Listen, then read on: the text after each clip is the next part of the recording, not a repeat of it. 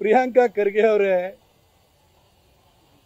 ಭೀಮ್ ಆರ್ಮಿಯನ್ನ ನೀವು ಮಾಡಿ, ಆದರೆ ಮಾಡುವ ಮೊದಲು ಆ ಮಾಡುವ ಅರ್ಹತೆ ನಿಮಗಾಗಲಿ ನಿಮ್ಮ ಕಾಂಗ್ರೆಸ್ ಪಕ್ಷಕ್ಕಾಗಲಿ ಇದೆಯಾ ಅಂತ ಹೇಳಿ ದಯವಿಟ್ಟು ಆತ್ಮಾವಲೋಕನವನ್ನು ಮಾಡಿ.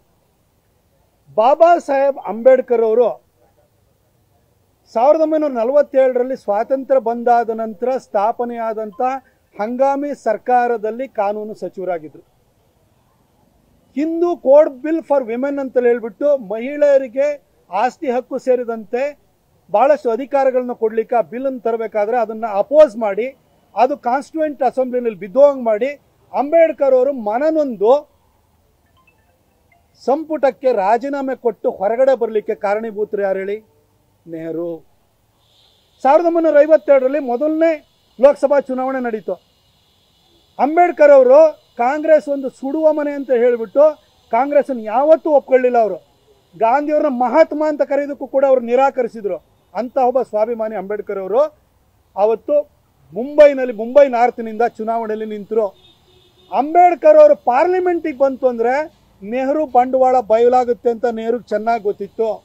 ಹಾಗಾಗಿ ಅಂಬೇಡ್ಕರ್ ಅವರಂಥ ಮೇಧಾವಿ ನೆಹರು ಅವ್ರನ್ನ ಹೆಜ್ಜೆ ಹೆಜ್ಜೆಗೂ ಪ್ರಶ್ನಿಸುವಂತಹ ಒಬ್ಬ ಧೀಮಂತ ನಾಯಕ ಪಾರ್ಲಿಮೆಂಟಿಗೆ ಕಾಲಿಡಬಾರ್ದು ಅಂತ ಹೇಳಿ ಅಂಬೇಡ್ಕರ್ ಅವರ ಪರ್ಸನಲ್ ಸೆಕ್ರೆಟರಿ ಆಗಿದ್ದಂತಹ ನಾರಾಯಣ ಕಜ್ರೋಲ್ಕರ್ ಅವರಿಗೆ ಕಾಂಗ್ರೆಸ್ಸಿನ ಟಿಕೆಟ್ ಕೊಟ್ಟುಬಿಟ್ಟು ಚುನಾವಣೆಗೆ ನಿಲ್ಲಿಸಿ 2 ಸರಿ ಮುಂಬೈ ನಾರ್ತ್ಗೆ ಕ್ಯಾಂಪೇನಿಗೆ ಬಂದು ಕಮ್ಯುನಿಸ್ಟ್ ಪಾರ್ಟಿ ಅವ್ರನ್ನು ಕೂಡ ಸಹಕಾರವನ್ನು ಪಡೆದು ಅಂಬೇಡ್ಕರ್ ಅವ್ರನ್ನ 15,000 ಮಾರ್ಜಿನಲ್ಲಿ ಸೋಲಿಸಿದ್ಯಾರು?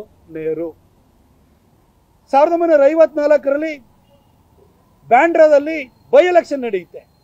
ಬೈ ಎಲೆಕ್ಷನ್ ಅಲ್ಲಿ ಕಾಂಗ್ರೆಸ್ ಮತ್ತೆ ಅಂಬೇಡ್ಕರ್ ಅವರು ಪಾರ್ಲಿಮೆಂಟ್ ಪ್ರವೇಶ ಮಾಡಬಾರ್ದು ಅಂತ ಹೇಳಿ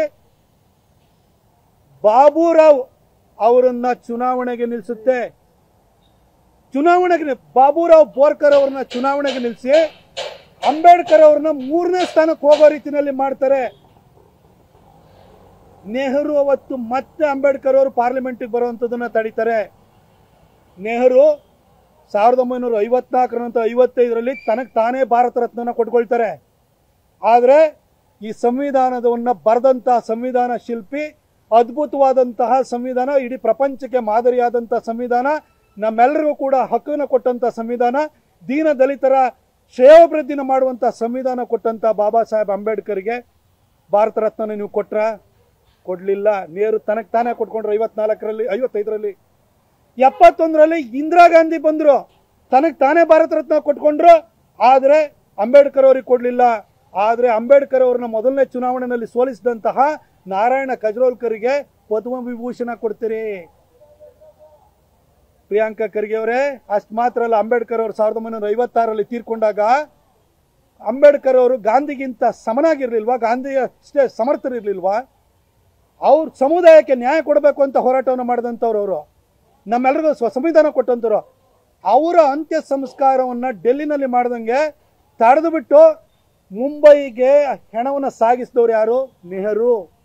ಅವ್ರ ಮಗಳು ಅಂಬೇಡ್ಕರ್ ಅವ್ರನ್ನ ಸೋಲಿಸಿದವರಿಗೆ ಪದ್ಮವಿಭೂಷಣವನ್ನು ಕೊಡ್ತಾರೆ. ಪ್ರಿಯಾಂಕಾ ಖರ್ಗೆ, ನೀವು ನೆಹರು ಮರಿಮಗಳ ಹೆಸರಿಟ್ಕೊಂಡಿದ್ದೀರಿ, ಇಂದಿರಾ ಗಾಂಧಿಯವರ ಮೊಮ್ಮಗಳ ಹೆಸರಿಟ್ಕೊಂಡಿದ್ದೀರಿ. ನಿಮಗೆ ಹೆಜ್ಜೆ ಹೆಜ್ಜೆಗೂ ಅಂಬೇಡ್ಕರ್ ಅವ್ರನ್ನ ಅವಮಾನ ಮಾಡಿದಂತಹ, ಅಂಬೇಡ್ಕರ್ ಅವರು ಪಾರ್ಲಿಮೆಂಟಿಗೆ ಬರೋದನ್ನ ತಡೆಯೋದಕ್ಕೋಸ್ಕರವಾಗಿ ಅವರ ಪರ್ಸನಲ್ ಸೆಕ್ರೆಟರಿ ಹಾಕೊಂಡು ನಾರಾಯಣ ಕಜ್ರೋಲ್ಕರ್, ಬಾಬುರಾವ್ ಬೋರ್ಕರ್ನ ಹಾಕಿ ಸೋಲಿಸಿದಂತಹ, ಅವರ ಶವ ಸಂಸ್ಕಾರವನ್ನು ಡೆಲ್ಲಿಲಿ ಮಾಡದಲ್ಲಿ ಮುಂಬೈ ಕಳಿಸಿದಂತಹ ನೆಹರು ಅವರ ಮರಿಮಗಳ ಹೆಸರಿಟ್ಕೊಂಡಿರುವಂತ ನಿಮಗೆ ಭೀಮ್ ಸೇನೆಯನ್ನ ಮಾಡಲಿಕ್ಕೆ, ಆರ್ಮಿನ ಮಾಡಲಿಕ್ಕೆ ನಿಮಗೆ ಅರ್ಹತೆ ಇದೆಯಾ ಹೇಳಿ? ಇಂದಿರಾ ಗಾಂಧಿಯವರ ಮೊಮ್ಮಗಳ ಹೆಸರಿಟ್ಕೊಂಡಿರುವ ನಿಮಗೆ ಅರ್ಹತೆ ಇದೆ ಹೇಳಿ? ನಿಮ್ಮ ಕಾಂಗ್ರೆಸ್ ಪಾರ್ಟಿ